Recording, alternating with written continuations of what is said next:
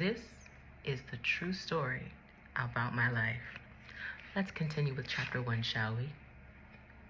This piss-poor attitude towards my ancestry and identity followed me all throughout my educational career. I went to a private university in Honolulu, Hawaii for my graduate degree. I loved learning about Native Hawaiian culture and history.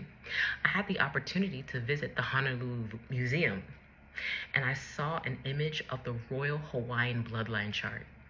My Hawaiian coworker and friend, Leilani, told me that everybody, i.e. the natives, were related.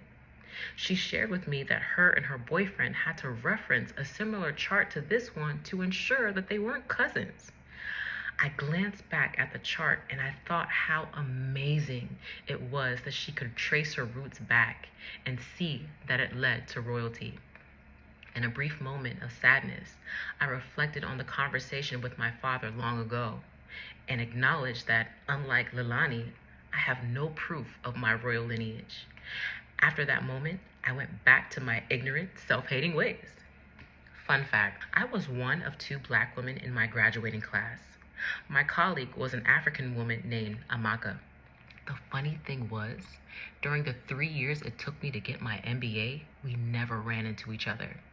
We knew of one another because every professor accidentally called me by her name, and I assumed that she experienced the same thing. During the last year of my MBA program, my finance professor asked me if anyone knew the answer to last night's homework assignment.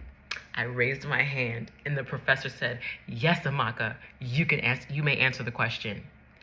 With all the frustration of being labeled African, my entire life came to the surface.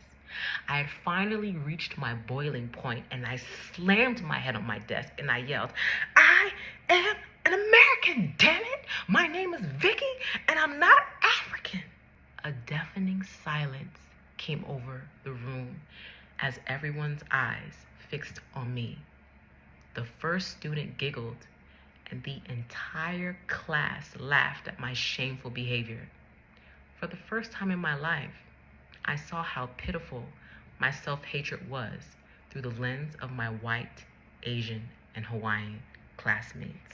That concludes chapter 1 of my memoir called Akata, the saga of an American girl finding her roots. If you would like to continue reading the book, you can pick this up at my website or Amazon. Bye.